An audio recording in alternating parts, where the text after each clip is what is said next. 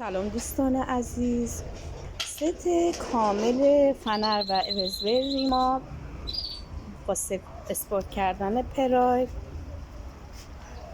اینم کمکشه که نربکیاش بریده شده.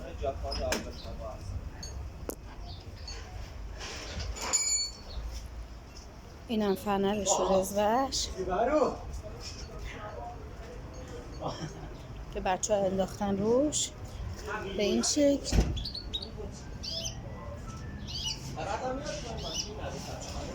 برای پراید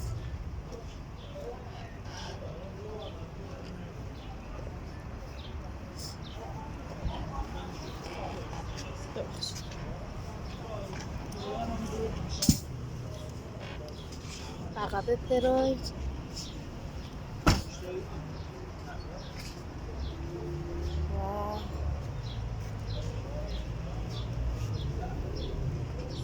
جلوی پراید که الان البته این دیگه خیلی رو زمینه مشخص نمی‌کنه. این درشون ماشین در حال کپ شدن و با ست کامل ریگلاژ پراید. دوستان عزیز در خدمتتون هستیم.